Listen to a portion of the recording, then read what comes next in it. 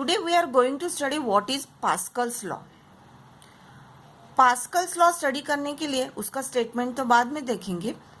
अभी एक एक्सपेरिमेंट कर लेते हैं. यहाँ पे ये आपका इंजेक्शन का सिरिंज है, उसको ये ट्यूब है, वो ट्यूब अगर यहाँ पर बंद कर दी, ठीक है, और ये सिरिंज को यहाँ से जो भी पिस्टन है उसको प्रेस किए, तो क्या हो जाएगा. ये प्रेस करने के बाद यहाँ पर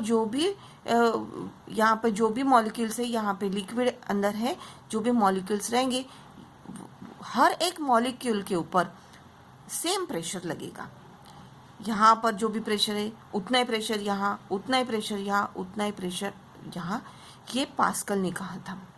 अभी पास्कल का स्टेटमेंट देख लेते हैं. क्या बोलते हैं? It states that pressure applied at any point of an enclosed fluid, this is the enclosed fluid, at rest is transmitted equally and undiminished to every point of the fluid and also on the walls of the container provided the effect of gravity is neglected.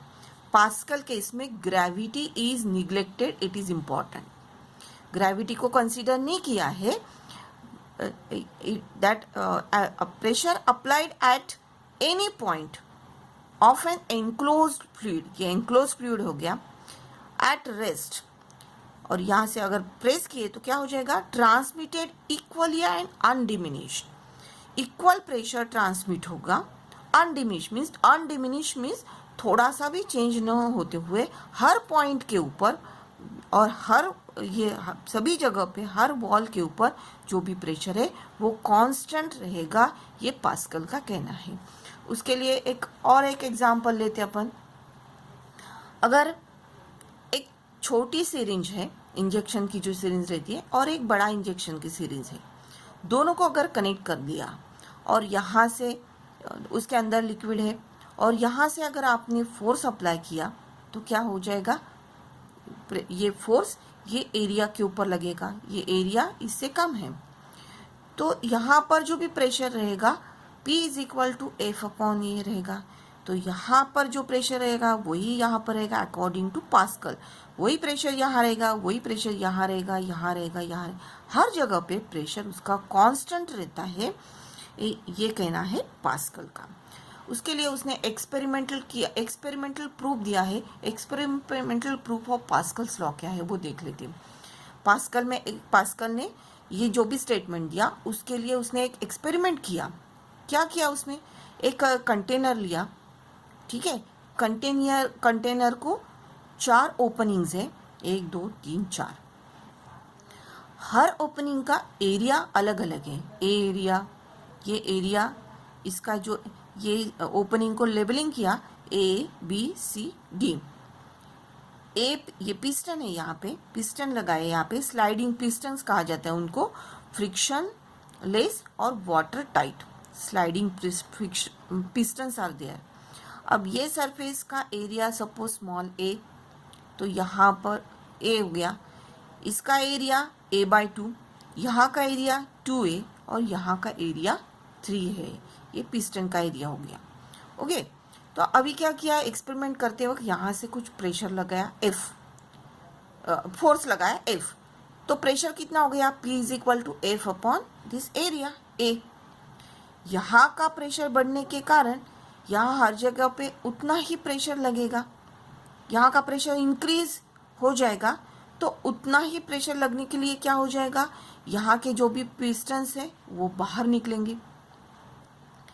तो वो pressure balance करने के लिए अगर A/2 area है तो एक inward force बाहर से लगाना पड़ेगा. F/2 it is equal to F/2 force यहाँ लगाएंगे तो यहाँ का प्रेशर सेम रहेगा. तो F/2 प्रेशर लगाने के बाद अगर D पॉइंट पे F/2 प्रेशर लगाए तो प्रेशर कितना हो जाएगा? F/2 upon A/2 area, it is equal to F upon A. यहाँ पे प्रेशर देखते अपन. प्रेशर सेम रहने के लिए यहाँ पे थ्राइस F, क्योंकि थ्राइस एरिया है तो pressure at B point C point क्या हो जाएगा? 3F upon 3A F upon A। यहाँ पर भी एक्सपेरिमेंट करते वक्त कितना फोर्स लगाना पड़ेगा, 2F फोर्स लगेगा, तभी ये pressure at B 2F upon 2A F upon A। हर जगह पे उतना प्रेशर कांस्टेंट है, means pressure at every point is same. Okay, ये experimental proof of Pascal's law. अभी उसके एप्लीकेशन कहाँ पे है देखते अपन। applications of the Pascal's law. First application is the hydraulic lift. Hydraulic lift, ये वर्ड सभी ने सुना है। अब ये कहाँ पे यूज होता है पता है आपको? आप अगर कार वॉशिंग के लिए गए हो तो कार वॉश करते वक्त हाइड्रोलिक, उसको उठाने के लिए हाइड्रोलिक लिफ्ट का यूज किया जाता है। It is use to lift a heavy load with application of small force. कम फोर्स में अगर कार को उठाना है तो हाइड्रोलिक लिफ्ट का यूज किया जाता है। हाइड्रोलिक लिफ्ट में as a fluid oil use किया जाता है। तो देखो उसका वर्किंग कैसे रहता है हाइड्रोलिक लिफ्ट में। यहाँ पर अगर एक कंटेनर है और वही कंटेनर एक बड़े कंटेनर को ज्वाइन किया हुआ है, दोनों कंटेनर एक दूसरे को ज्वाइन है। अभी यहाँ से ये जो भी सरफेस एरिया है, suppose S1 is these are the two pistons S1 and S2। Piston समझ में आ गया आपको, वो मूव होते हैं। तो ये S1 पिस्टन और ये S2 पिस्टन है। ये S1 पिस्टन का एरिया A1 है और ये S2 पिस्टन का एरिया A2 है। और one more thing, this A2 area is greater than A1। Means ये जो भी कंटेनर है उसका एरिया ये कंटेनर से ज़्यादा है। ये ध्यान में आ गया आपको? तो क्या हो जाएगा, अगर यहाँ पे फोर्स F लगा दिए, अपन एक एग्जाम्पल लेके उसको प्रूव करते। सपोज यहाँ पे 100 न्यूटन वाला फोर्स, यहाँ पे ये जो स्मॉल एरिया है, ये स्मॉल एरिया अपन 1 मीटर स्क्वायर कंसिडर करते और उसके ऊपर जो फोर्स लगाए है, सपोज 100 न्यूटन का फोर्स लगाए, तो प्रेशर कितना हो जाएगा, P it is equal to F upon A। So 100 upon 1 it is equal to 100 newton per metre square. Means यहाँ पर प्रेशर, ये पॉइंट के ऊपर प्रेशर कितना आ गया, 100 न्यूटन पर मीटर स्क्वायर। अब अकॉर्डिंग टू पास्कल लॉ यही प्रेशर यहाँ रहेगा, यही यहाँ रहेगा, यहाँ पर भी उतना ही रहेगा, यहाँ पर भी उतना रहेगा, ये कंटेनर भी प्रेशर उतना ही रहेगा। तो प्रेशर कितना हो गया, सपोज प्रेशर यहाँ पे हर पॉइंट पे pressure 100 newton per metre square है।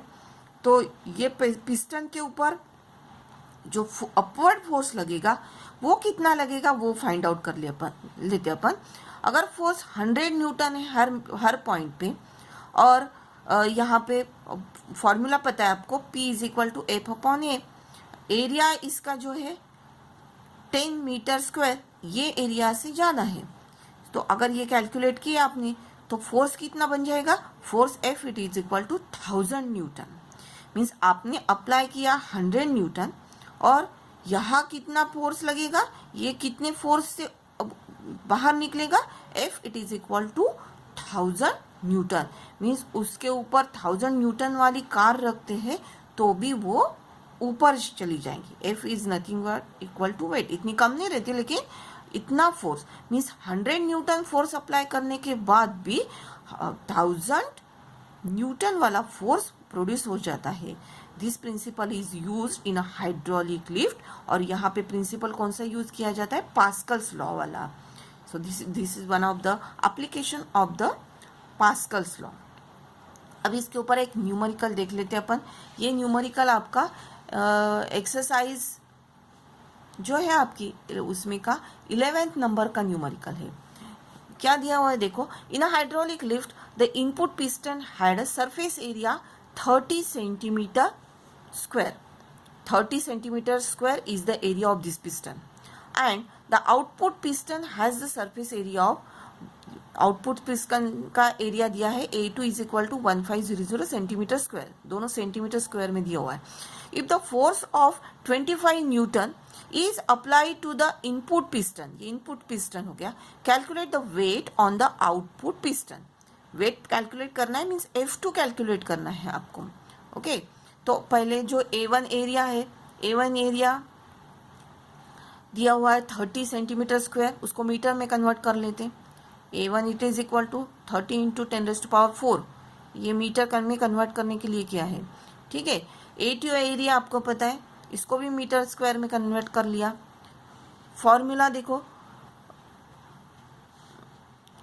यहाँ पर जो भी प्रेशर लगेगा वो फाइंड आउट करना है. तो P is equal to F1 upon A.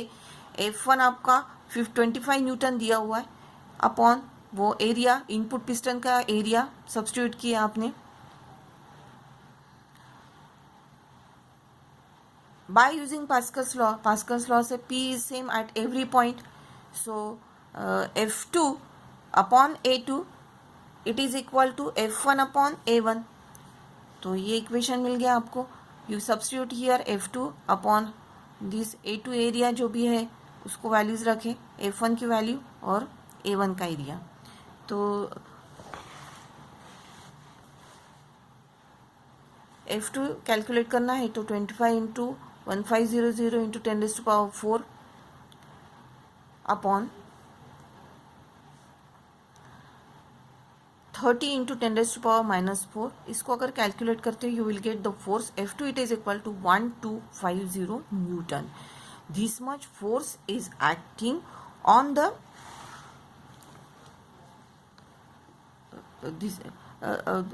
on this output piston. Means output piston के ऊपर जो भी आउटवर्ड फोर्स लगेगा इट इज इक्वल टू 1250. आपने अप्लाई किया था 25 न्यूटन और F2 मिल गया आपको 1250 न्यूटन.